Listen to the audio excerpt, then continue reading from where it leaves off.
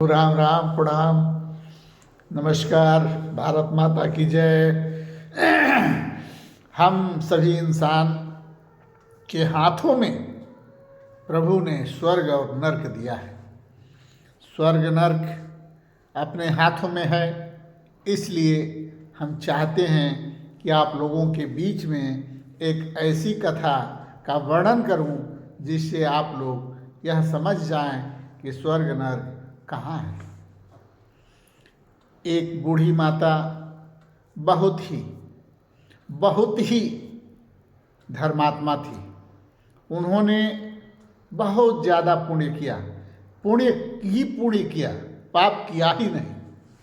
उनके मरने का समय आया, यमराज उनको लेने पहुँचे। जब यमराज उनको लेने पहुँचे और जब उनके प्राण का हरण किए तो माता ने पूछा कि हे प्रभु, हमें आप कहाँ ले जाएंगे। तो उन्होंने कहा कि हे माता, आपने तो सिर्फ पुण्य ही पुण्य किया है। आप तो सबसे उत्तम और सबसे पवित्र व्रत एकादशी का व्रत किया है और कभी पाप नहीं किया है, इसलिए न आप स्वर्ग जाएंगी न नरक जाएंगी, आप सीधे प्रभु के धाम जाएंगी। और जब इस बात को यमराज जी ने बूढ़ी माता जी से कहा तो माता जी ने निवेदन किया कि हे प्रभु, हम प्रभु के धाम जाने से पहले स्वर्ग और नर्क देखना चाहती हूँ, क्योंकि इसका वर्णन लोगों के मुंह से बहुत सुना है कि स्वर्ग में ये होता है, नर्क में ये होता है, स्वर्ग में ऐसे लोगों को सुख मिलता है, नर्क में ऐसे दुख मिलता है, इसलिए हम नर्क और स्वर्ग देखना चाहती हूँ। क्या हमारी इच्छा को पूरा करेंगे। प्रभु ने कहा, यमराज प्रभु ने कहा कि माते, आपने इतना पुण्य किया है कि आपकी मनोकामना जरूर पूरी की जाएगी, इसलिए चलिए हमारे साथ, हम आपको स्वर्ग और नर्क दिखाते चलेंगे। माता जी यमराज जी के पीछे पीछे चल ली। पहले नर्क पड़ा।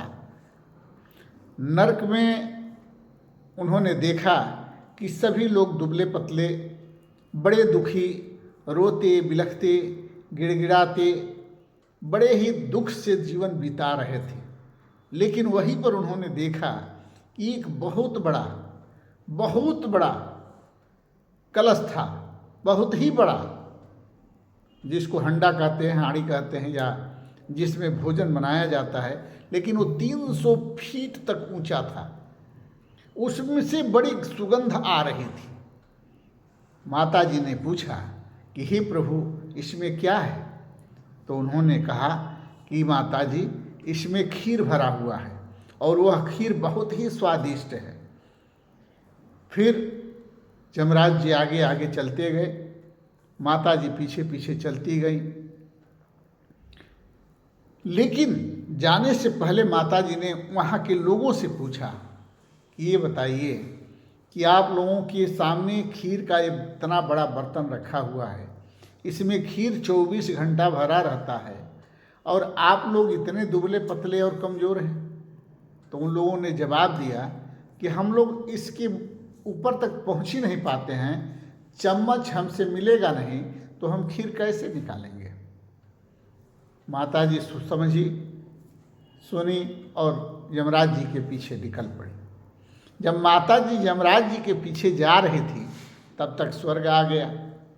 स्वर्ग में भी ठीक वही व्यवस्था थी। बहुत बड़ा हंडा था, उसके ऊपर एक चम्मच रखा हुआ था, बहुत ही सुगंध आ रही थी और वहाँ के लोग हाथे काठे, मोटे, सुंदर सुंदर, गठीले गठीले, बड़े ही खुशी से जीवन बिता रहे थे, हंस रहे थे, खेल रहे थे, प्रभु का भजन कर रहे थे, दिन रात प्रभु के कीर्तन करते हुए अपने जीवन को व्यतीत कर रहे थे। तब वहाँ यमराज जी की तरफ देखते हुए माता जी ने कहा कि क्या इसमें भी खीर है।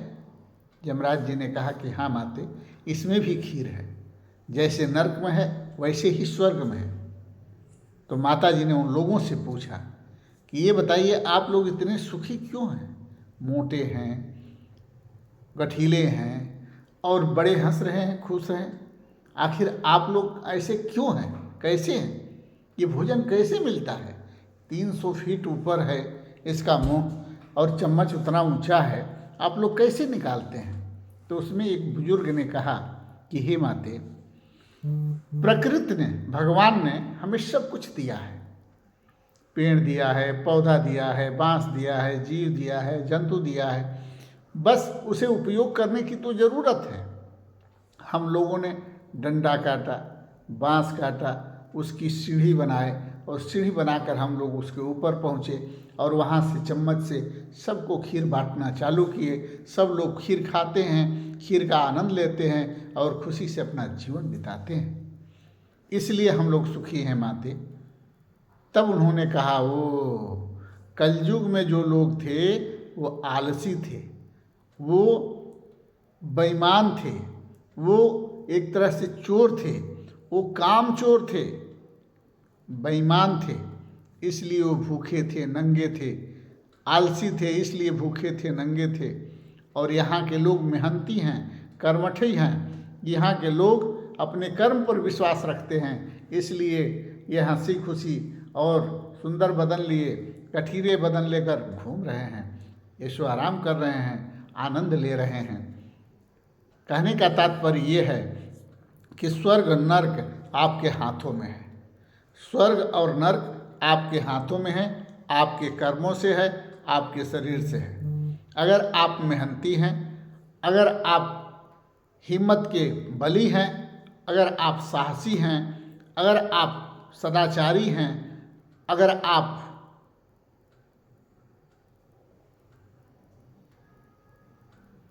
हिंसा से दूर हैं, अहिंसावादी हैं, तो आप ही स्वर्ग में हैं और आप स्वर्ग का आनंद ले रहे हैं। आप सुखी हैं, आप बहुत ही सुखी हैं, आपको किसी तरह का दुख नहीं है।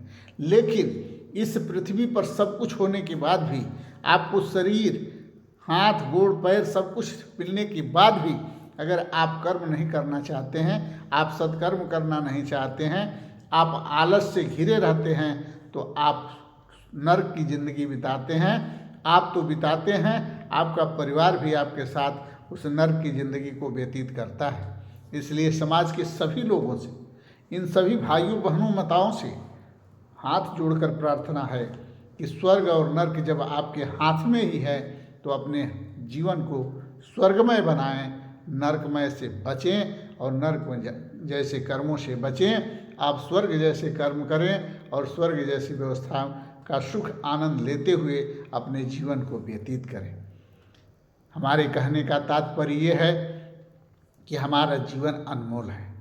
इसे सुंदर सुदृढ़ बनाने के लिए प्रभु का भजन करते हुए, प्रभु के नज़दीक रहते हुए, अपने कर्मों और अपनी विद्या बुद्धि बल से स्वर्ग का आनंद लेते हुए, पृथ्वी का सुख भोगते हुए, प्रभु के दिए हुए वस्तुओं का सुख भोगते हुए इस धरती से विदा लें। इसी सब बातों के साथ आप सबको प्रणाम, वंदन, अभिनंदन करते हुए निवेदन करना चाहूँगा कि आप अपने हमारे वीडियो को अधिक से अधिक लाइक करें, शेयर करें, सब्सक्राइब करें, बेल आइकन को दबा दें, हमारी वीडियो अधिक से अधिक लोगों के पास पहुंचा दें, ताकि जीव हत्या बंद हो सके, समाज में सुधार आ सके और नर्क और स्वर्ग की पहचान हो सके। जय हिंद, जय भारत, जय सर्व समाज।